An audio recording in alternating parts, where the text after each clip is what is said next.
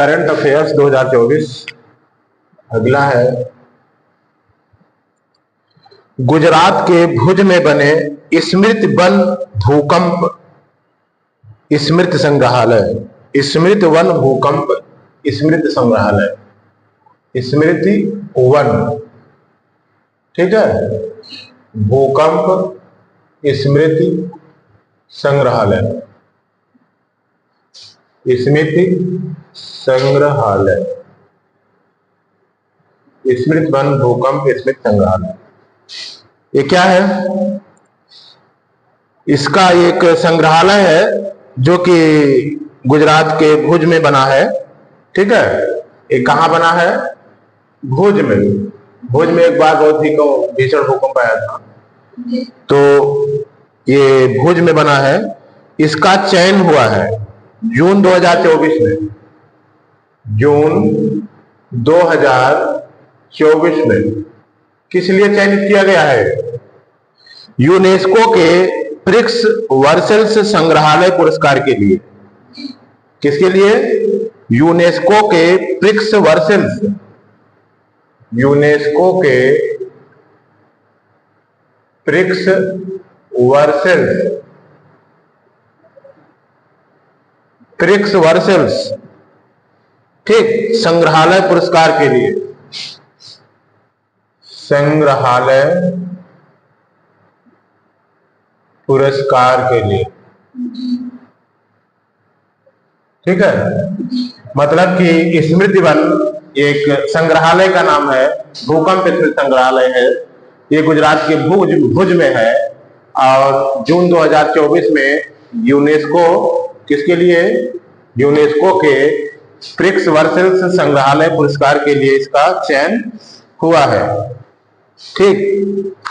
UNESCO का prix Versailles सम्मान प्रतिवर्ष असाधारण वास्तुकला और शिल्प के लिए दिया जाता है। यह सम्मान किस लिए दिया जाता है? प्रतिवर्ष दिया जाता है। किस लिए? असाधारण, असाधारण वास्तुकला, वास्तुकला और शिल्प के लिए। तो ये चीज, ये पुरस्कार स्मृति वन को मिला, ठीक है। हर साल ये दिया जाता है, तो ये इसको मिला। फिर अगला क्या है? अगला है दुनिया का सबसे ऊंचा स्टील आर्च रेल ब्रिज। दुनिया का सबसे ऊंचा, पहली विशेषता है दुनिया का सबसे ऊंचा, सबसे ऊंचा स्टील आर्च ब्रिज, ठीक है। दुनिया का सबसे ऊंचा steel arch rail bridge, steel arch rail bridge, steel arch rail bridge जून 2024 में भारतीय रेलवे द्वारा ट्रायल रन पूरा किया गया। जून 2024 में, कब? जून 2024 में। किसके द्वारा? भारतीय रेल द्वारा। ये रेलवे का है, भारतीय रेल द्वारा क्या किया गया? ट्रायल, ठीक है। भारतीय रेल द्वारा ट्रायल रन पूरा कर लिया गया, ट्रायल रन पूरा किया गया। ये कहां पर है? चिनाब ब्रिज। कौन सा है? चिनाब ब्रिज। चिनाब क्या है? चिनाब ब्रिज। चिनाब एक नदी का नाम है। वो कहां पर है? जम्मू कश्मीर में, जम्मू कश्मीर में, ठीक है। चिनाब ब्रिज, जम्मू कश्मीर। ये इंपॉर्टेंट भी है और महत्वपूर्ण है। फिर अगला क्या है? जून 2024 में कौन ग्रीन डे के बेटर न्यूट्रिशन ब्रांड एम्बेसडर बनी? ग्रीन डे, किसका? Green day better nutrition nutrition brand की ब्रांड एम्बेसडर कौन बनी जून 2024 में?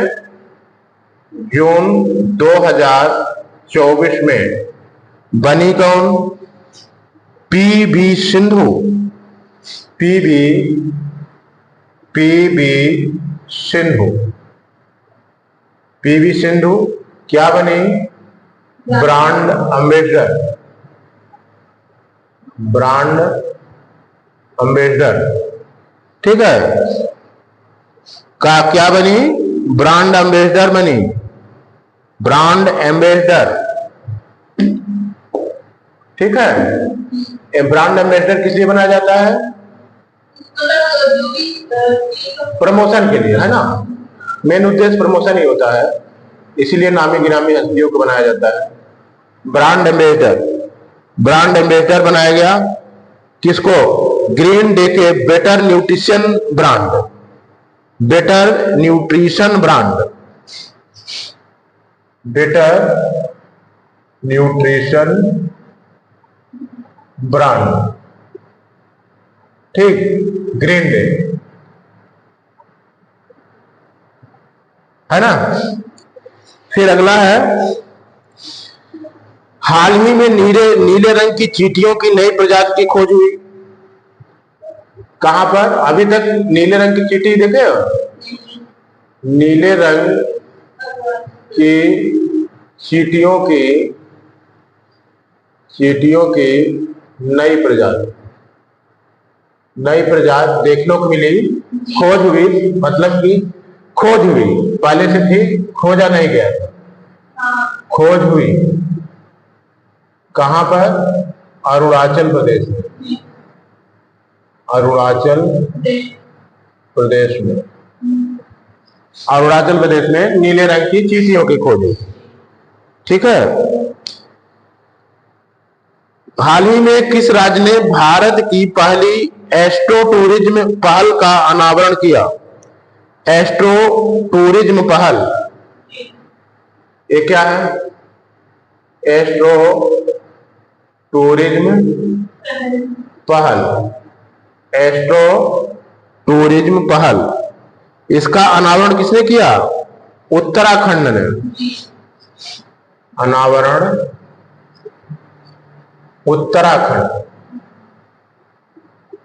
उत्तराखंड ने किया, ठीक है।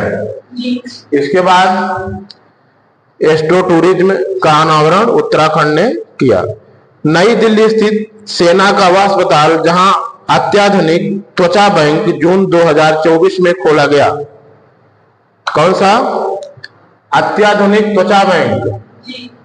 त्वचा बैंक अस्पताल कहां की है? नई दिल्ली का। नई दिल्ली का। कब खोला गया? कब खोला गया? जून 2024 में। जून 2024 में। हॉस्पिटल का क्या नाम है? रिसर्च एंड रेफरल अस्पताल। Research and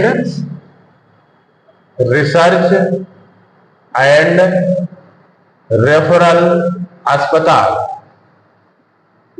research and referral अस्पताल ये खोला गया है, ठीक है। ये अत्याधुनिक त्वचा बैंक है।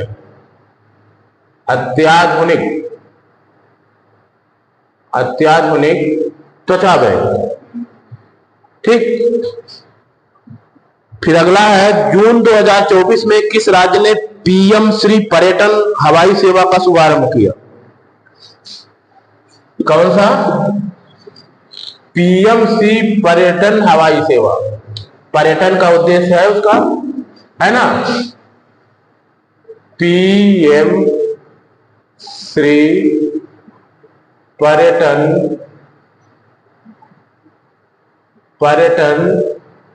हवाई सेवा। कौन सा? पीएम श्री पर्यटन हवाई सेवा किसने शुरू किया?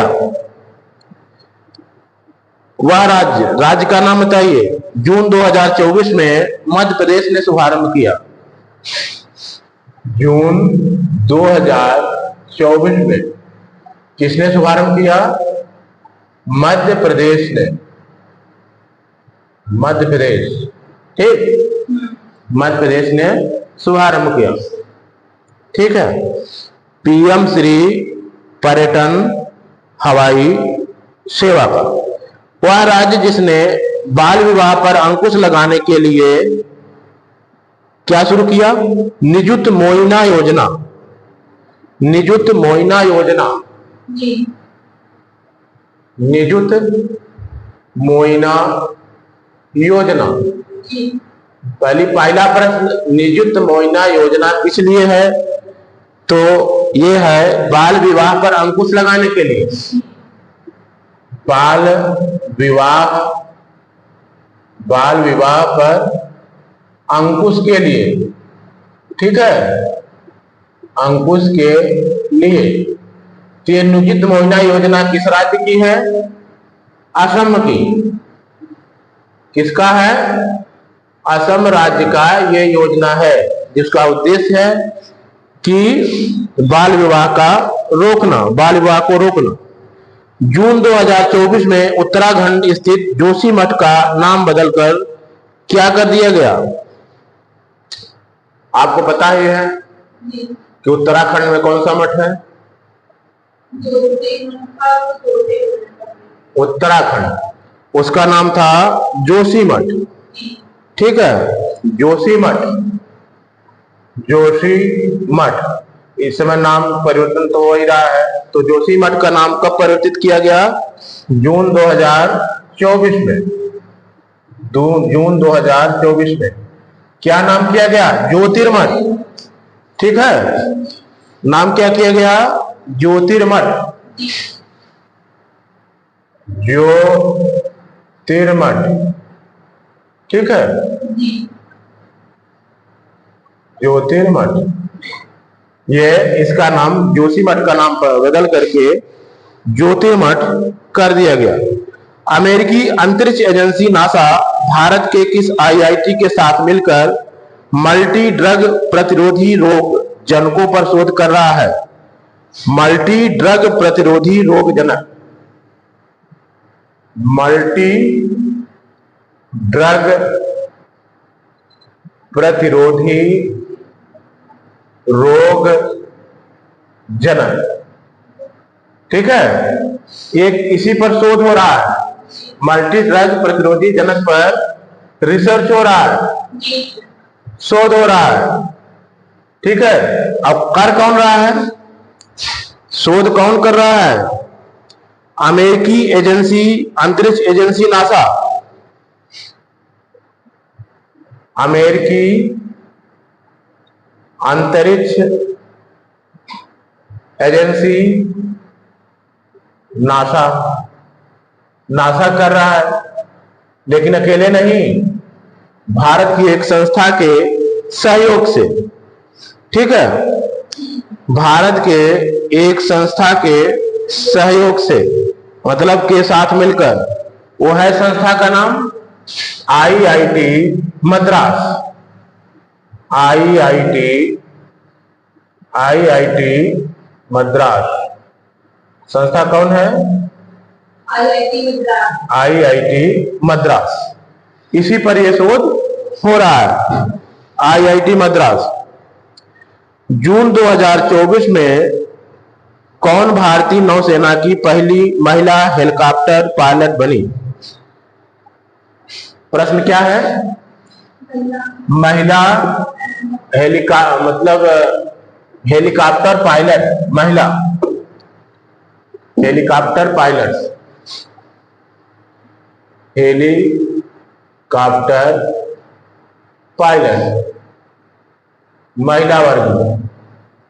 ठीक है, महिला वर्ग में कौन बना? कब बना? जून 2024 में। जून 2024 में बनी। कौन बनी? नाम क्या था? अनामिका राजीव। ठीक है, अनामिका राजीव। ठीक, ये हेलीकॉप्टर परियोजना, मतलब हेलीकॉप्टर पायलट बनी है और जून 2024 में बनी है। और ये किसके अंतर्गत? भारतीय नौसेना, भारतीय नौसेना। ये हो गया आपका महिला पायलट से संबंधित। अगला है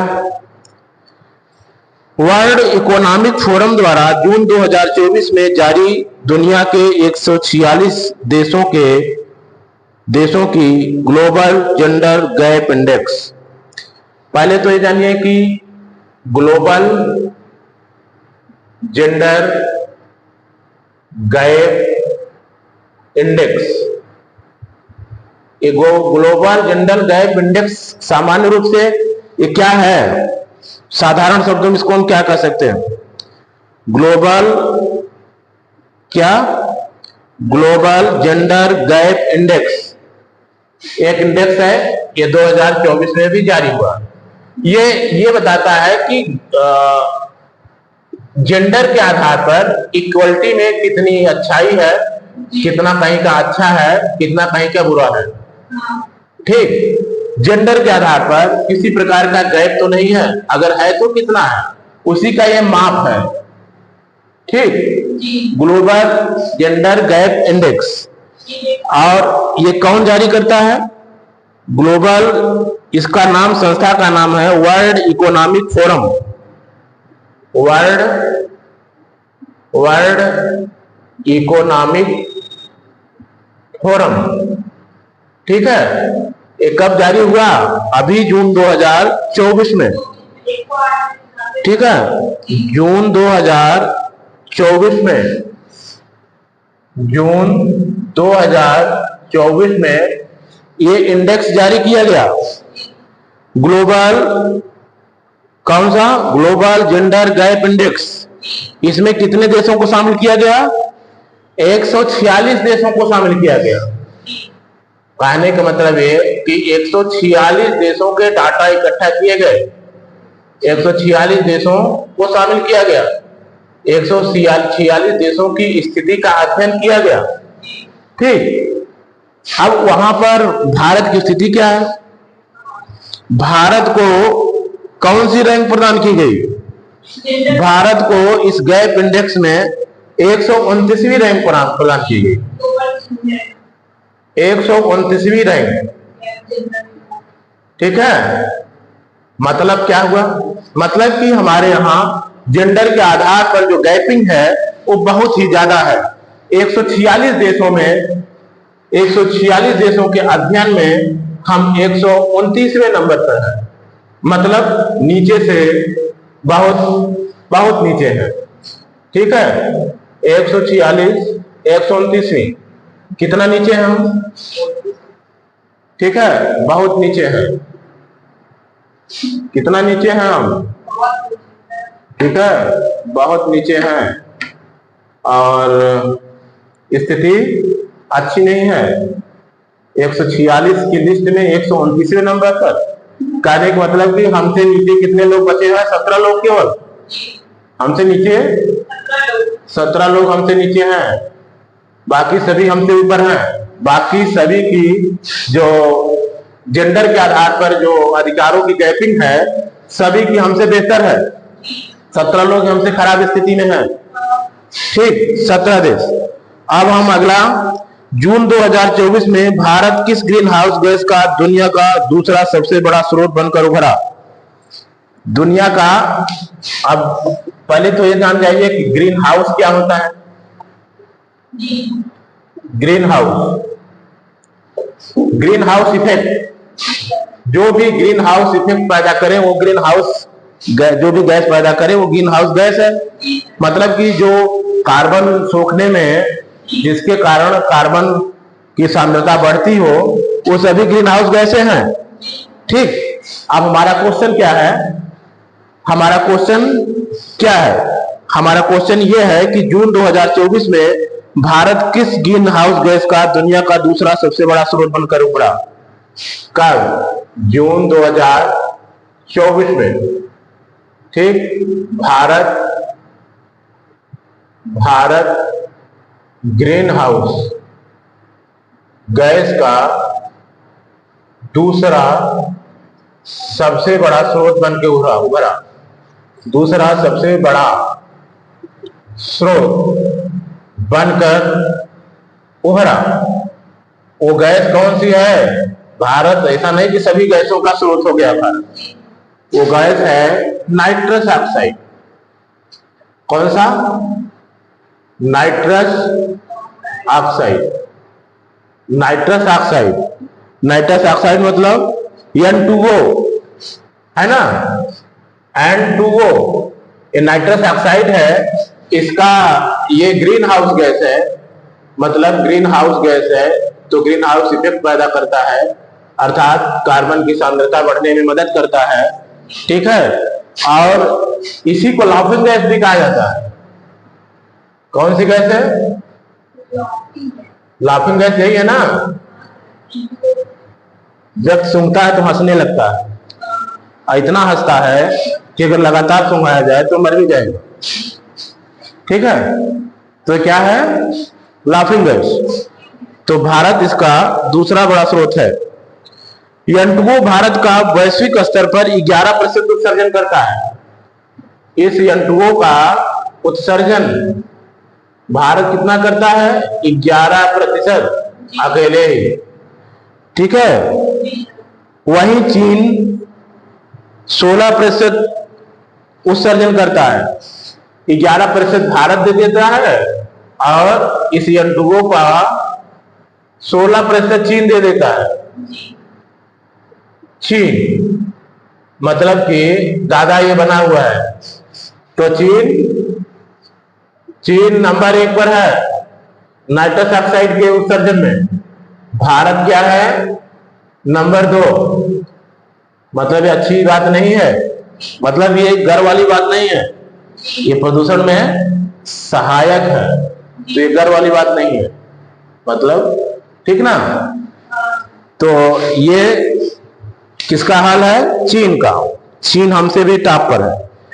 जून 2024 में किस निजी क्षेत्र की कंपनी को भारत में उपग्रह संचार सैटकॉम सेवाएं शुरू करने के लिए राष्ट्रीय अंतरिक्ष संवर्धन और प्राधिकरण केंद्र इन स्पेस से मंजूरी मिली? आप ध्यान दीजिए, पहली बात तो किस लिए, किसके द्वारा और क्यों, कब मिली? जून 2024 में। जून 2024 में। और कंपनी कौन है? निजी क्षेत्र की है। निजी क्षेत्र की है, ठीक, निजी क्षेत्र की है कंपनी। और उसको किस लिए अनुमति मिली? भारत में उपग्रह संचार सैटकॉम सेवाएं शुरू करने के लिए। ठीक, क्या भारत में उपग्रह संचार सैटकॉम सेवाएं,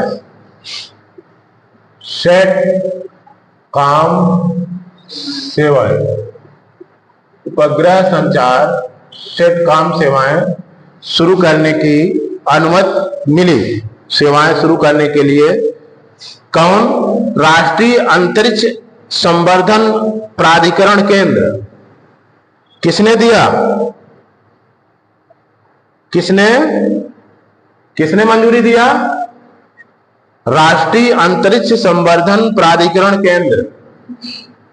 राष्ट्रीय अंतरिक्ष संवर्धन प्राधिकरण केंद्र। ठीक है, राष्ट्रीय अंतरिक्ष संवर्धन प्राधिकरण केंद्र इन स्पेस। इसका शॉर्ट नेम क्या है? In space, HP। Short name क्या है? In space, in space.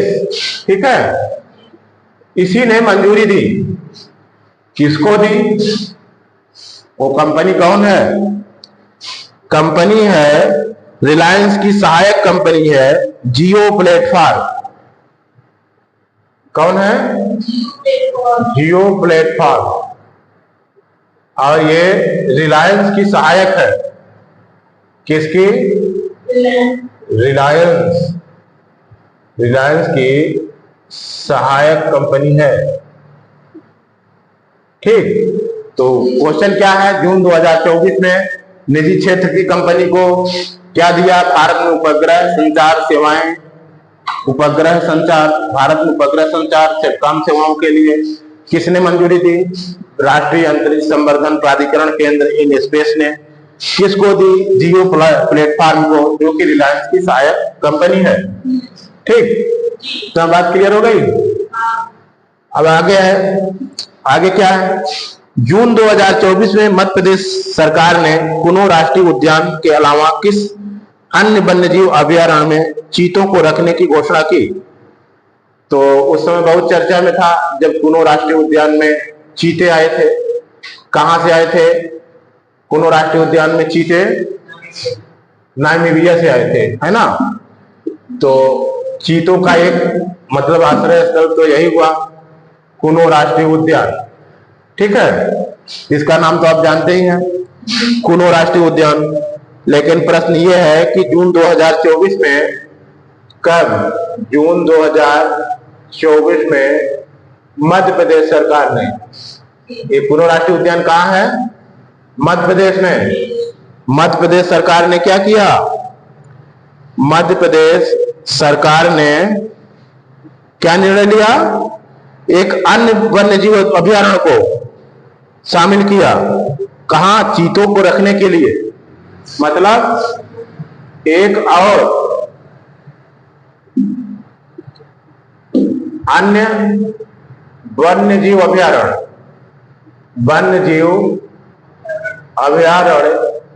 इसमें शामिल किया गया, जहां पर चीते रखे जाएंगे। चीते रखे जाएंगे। ठीक है, जून 2024 की घोषणा है। वो चीते कहां रखे जाएंगे? गांधी सागर वन्यजीव अभयारण्य। कौन से हैं?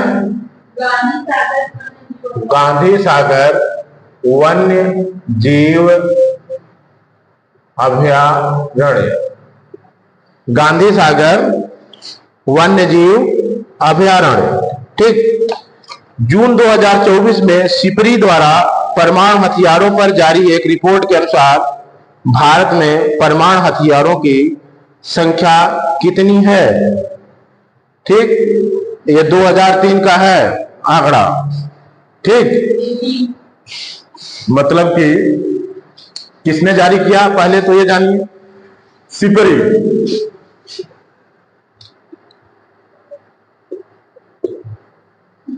सिपरी क्या है? सिपरी जून 2024 में, जून 2024 में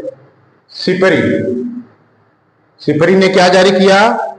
आंकड़े जारी किए, परमाणु हथियारों पर जारी एक रिपोर्ट। आंकड़े क्या? सिपरी का जो है ये परमाणु हथियारों पर एक रिपोर्ट है। परमाणु हथियारों पर एक रिपोर्ट है। किसकी है? सिपरी की। और कब की है? जून 2024 की। इस रिपोर्ट के अनुसार भारत में परमाणु हथियारों की संख्या कितनी है? भारत में परमाणु हथियारों की संख्या,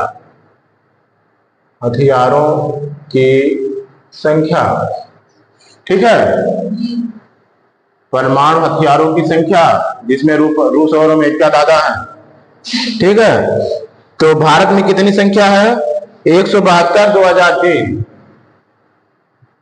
172। ठीक, आगे है अगला, केंद्रीय पर्यावरण वन एवं जलवायु परिवर्तन मंत्रालय। कौन? केंद्रीय पर्यावरण वन एवं जलवायु परिवर्तन मंत्रालय,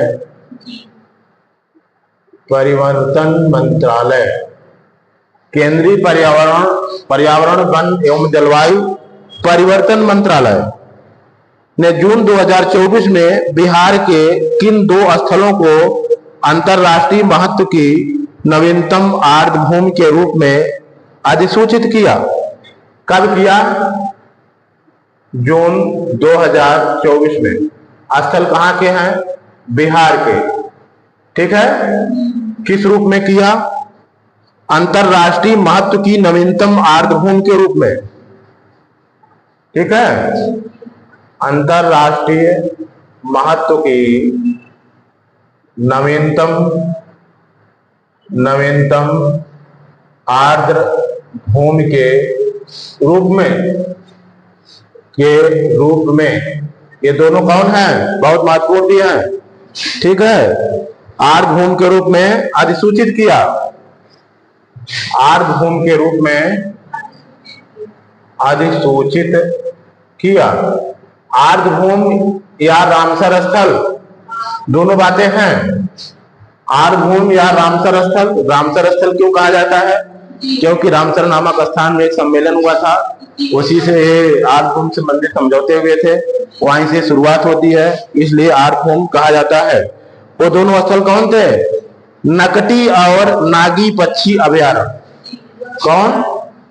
नकटी और नागी पक्षी अभयारण्य।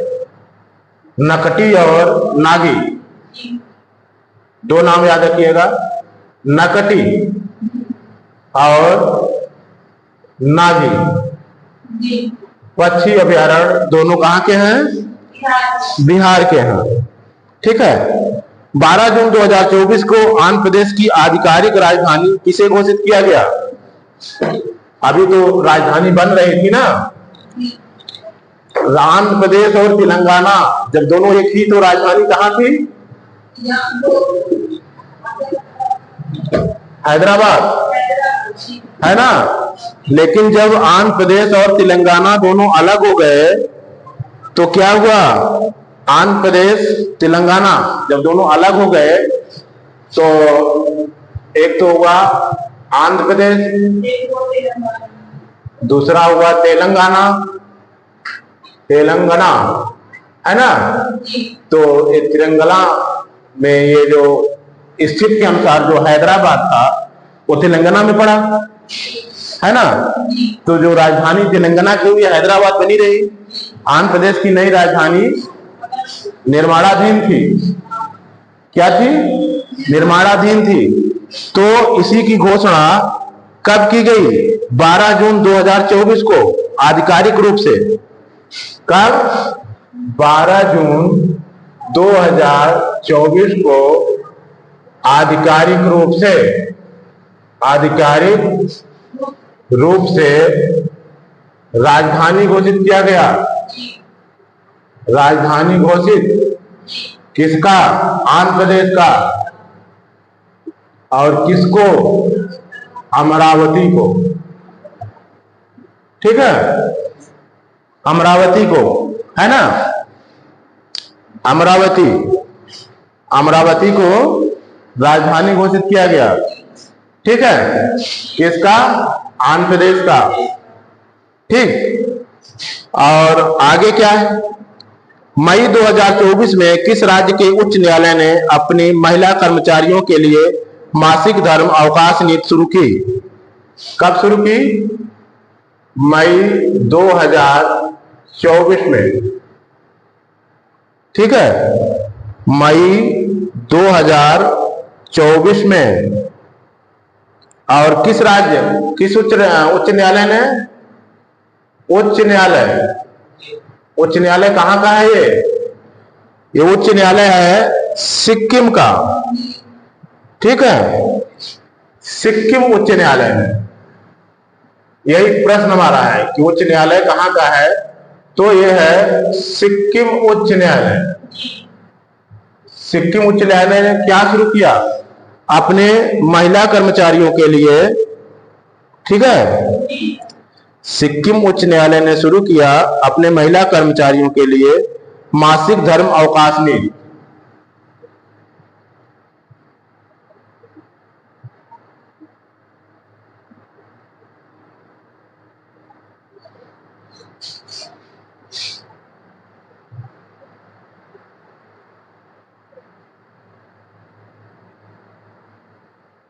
ठीक, इस हिसाब से ये प्रगतिशील उच्च न्यायालय बन गया। ठीक है, आगे है 5 जून 2024 को भारतीय सेना की त्रिशक्ति कोर ने किस राज्य में प्लास्टिक अपशिष्ट प्रबंधन और रिसाइकलिंग संयंत्र का उद्घाटन किया? भारतीय सेना की त्रिशक्ति कोर ने, किसने? भारतीय सेना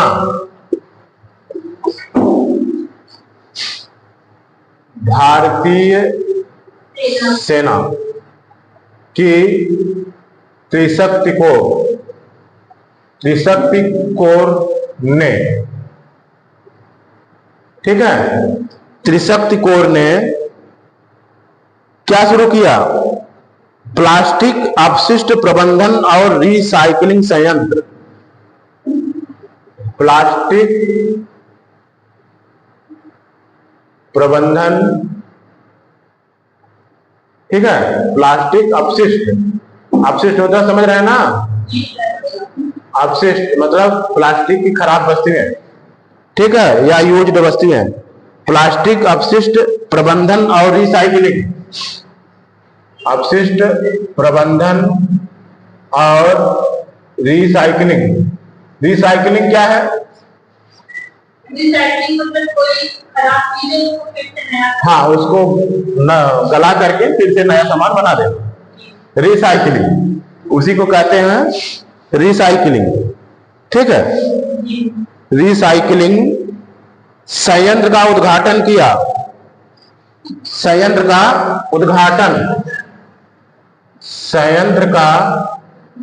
उद्घाटन कहां पर किया? किस तारीख को किया? 5 जून 2024 को। ठीक है, 5 जून 2024 को। और कहां पर किया? चांगगू, पूर्वी सिक्किम। चांगगू, पूर्वी सिक्किम, ठीक ना? चांगगू, पूर्वी सिक्किम। यहां पर क्या किया? भारतीय सेना की त्रिशक्ति कोर ने प्लास्टिक अपशिष्ट प्रबंधन और रिसाइकलिंग संयंत्र का उद्घाटन किया 5 जून 2024 को चांगगू, पूर्वी सिक्किम में। ठीक है, ये तो हो गया सिक्किम के संदर्भ में। प्रधानमंत्री नरेंद्र मोदी के नेतृत्व में 9 जून 2024 को तीसरी बार गठित एनडीए की सरकार में कुल कितनी महिला मंत्रियों ने शपथ ग्रहण किया? ठीक, मतलब हम ये कह सकते हैं कि 18वीं लोकसभा, ठीक, मोदी 3 मंत्रिमंडल में, जो कि 9 जून को क्या हुआ था? शपथ हुआ था ना। 9 जून 2024 को तीसरी बार गठित हुआ था। 9 जून 2024 को गठित। प्रश्न यह है कि कितनी महिलाओं ने इसमें शपथ लिया? महिला मंत्रियों ने शपथ लिया मंत्री के रूप में। महिला मंत्रियों ने शपथ लिया मंत्री के रूप में। 7 महिलाओं ने शपथ लिया। कितना? 7 महिलाओं ने। ठीक, किसमें? मोदी 3 में। ठीक है, मोदी 3 में 7 महिलाओं ने शपथ लिया। नवीन पटनायक की जगह भारतीय जनता पार्टी के किस नेता ने 12 जून 2024 को ओडिशा के मुख्यमंत्री पद की शपथ ली? ठीक है, बहुत लंबे समय तक नवीन पटनायक, मतलब कि वहां पर किसका? नवीन पटनायक का शासन रहा, लंबे समय तक रहा, है ना? तो बहुत लंबे समय तक। कितने वर्ष? May be 24 year. ठीक है, अभी मैं इस पर एग्जैक्ट नहीं हूं। तो नवीन पटनायक की जगह भारतीय जनता पार्टी ने के किस नेता ने 12 जून 12 जून 2024 को मुख्यमंत्री पद की शपथ ली मोहन मांझी ने। मोहन मांझी ने ये किसके नेता हैं? बीजेपी के, क्योंकि यहां पर सत्ता परिवर्तन हुआ और बीजेडी बीजू जनता दल है ना, ये जो नवीन पटनायक की पार्टी थी उसके बजाय बीजेपी को सत्ता हासिल हुई और मोहन मांझी को मुख्यमंत्री बनाया गया और 12 जून 2024 को शपथ ग्रहण हुआ। ठीक। मई 2024 में जारी Times Higher Education Young University ranking 2024, ये रैंकिंग कब जारी हुई थी? मई 2024 में। किससे संबंधित रैंकिंग? हायर एजुकेशन से संबंधित। हायर एजुकेशन मतलब उच्च शिक्षा। ठीक है। Young University ranking, young University ranking से क्या मतलब हुआ? यूनिवर्सिटी, यंग यूनिवर्सिटी रैंकिंग मतलब जो विश्वविद्यालय नए हैं, बहुत पुराने नहीं हैं, उन्हीं को यंग यूनिवर्सिटी रैंकिंग यूनिवर्सिटी कहा जाता है। तो यंग यूनिवर्सिटी रैंकिंग 2024, रैंकिंग 2024 में जो भारतीय विश्वविद्यालय हैं उनकी क्या स्थिति रही? 2024 में भारतीय विश्वविद्यालय में शीर्ष स्थान पर कौन है? महात्मा गांधी विश्वविद्यालय केरल। कौन है? महात्मा गांधी विश्वविद्यालय केरल। महात्मा गांधी विश्वविद्यालय केरल यंग यूनिवर्सिटी रैंकिंग में भारतीय संदर्भ में यानी भारत में यह विश्वविद्यालय शीर्ष पर रहा। ठीक। यह यूनिवर्सिटी रैंकिंग में अप्रैल 2024 में जारी वर्ल्ड साइबर क्राइम इंडेक्स 2024 में भारत को रैंक प्रदान की गई। कौन सा? World crime index. किसमें? साइबर में। साइबर अपराध मतलब समझ ही रहे हो कि किसी का कोड लेकर के पैसा ट्रांसफर कर लेना या और भी किसी सिक्योरिटी में घुस जाना, किसी बैंक का हैक कर लेना, ये सब साइबर में ही आएगा ना। अप्रैल 2024 में जारी world cyber crime index 2024, world cyber crime index 2024, world cyber crime index 2024 एक कब जारी हुआ? अप्रैल 2024 में। अप्रैल 2024 इसमें भारत की रैंकिंग क्या है? भारत की रैंकिंग 10वां है, 10वां। ठीक है। भारत की रैंकिंग 10वां है। फिर अगला है 14 मई 2024 को इंडियन एयरफोर्स ने आगरा के मालपुरा ड्रॉपिंग जोन में किस नाम से पोर्टेबल अस्पताल का सफल परीक्षण किया? ठीक है। सबसे पहले तो ये कॉन्सेप्ट जानिए, पोर्टेबल अस्पताल।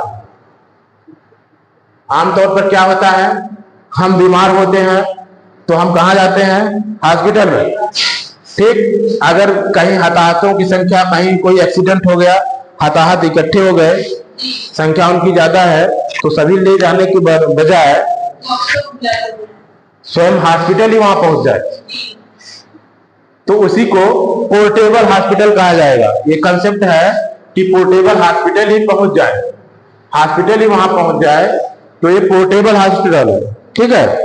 तो 14 मई 2024 को, 14 मई 2024 को किसने शुरू किया? इंडियन एयरफोर्स ने आगरा के मालपुरा ड्रॉपिंग जोन में। इंडियन एयरफोर्स कहां पर? आगरा के मालपुरा मालपुरा, आगरा के कहां पर? मालपुरा, ठीक है, आगरा के मालपुरा ड्रॉपिंग जोन में, ड्रॉपिंग जोन, ड्रॉपिंग जोन में पोर्टेबल हॉस्पिटल की शुरुआत करी। किस नाम से? भीष्म, भीष्म शॉर्ट नेम है, ठीक है। किस नाम से पोर्टेबल हॉस्पिटल का सफल परीक्षण किया? भीष्म नाम से पोर्टेबल हॉस्पिटल का सफल परीक्षण किया। क्या किया? सफल परीक्षण किया। और भीष्म का मतलब क्या है? Battle field health information system for medical services, इसी का शॉर्ट नेम है। बैटल क्या? Battle field health information, field health information, battle field health information,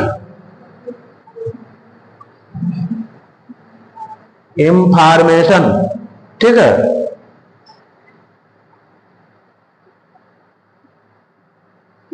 information, battle field health information system for medical services,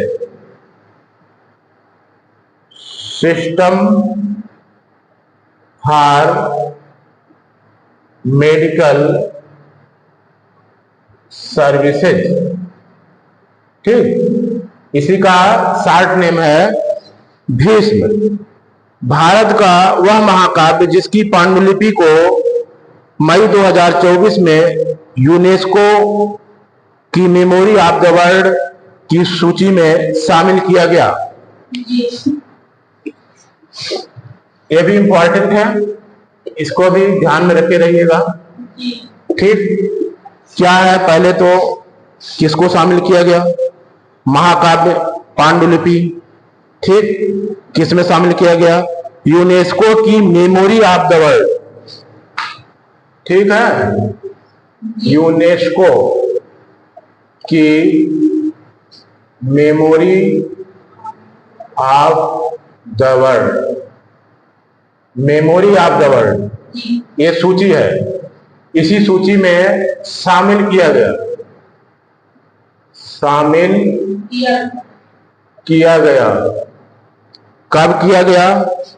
किसको किया गया? मई 2024 में महाकाव्य को, मई 2024 में महाकाव्य, महाकाव्य पांडुलिपि, पांडुलिपि, पांडुलिपि किसको कहते हैं? पांडुलिपि किस? हाँ, हाथ से लिखी हुई लिपि को पांडुलिपि कहते हैं। तो वो हाथ से ही लिखी गई होगी, और वो पांडुलिपि का नाम क्या है?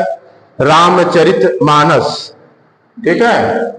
तो पहले तो हाथ से ही लिखी गई होगी ना, रामचरितमानस, चरित्र नहीं, रामचरितमानस, रामचरितमानस। रचयिता कौन थे? रामचरितमानस के रचयिता तुलसीदास थे, तुलसीदास, है ना। वाल्मीकि रचयिता थे रामायण के, ठीक है। रामचरितमानस अवधी में है और रामायण जो है संस्कृत में है, ठीक। तो यही रामचरितमानस किसमें शामिल हुआ?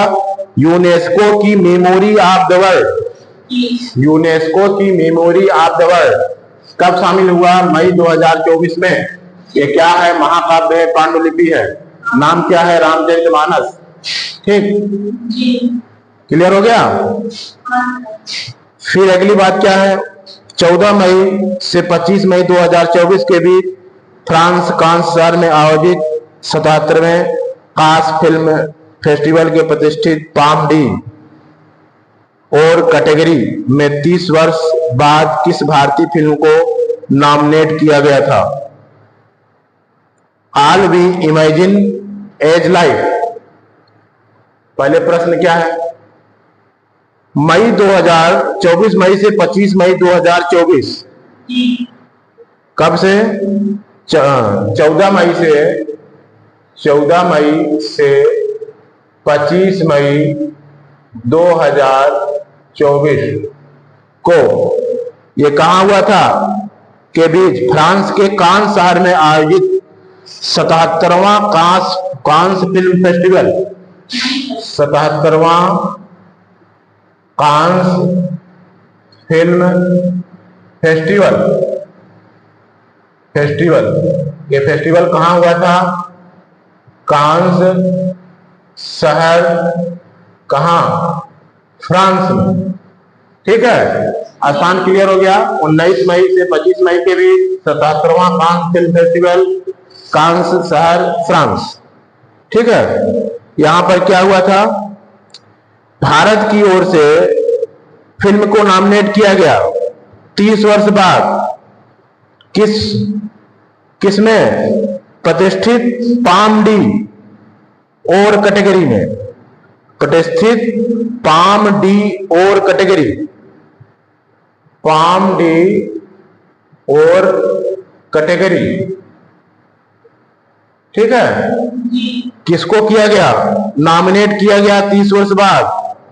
All we imagine is light, उसका नाम है all we imagine as light.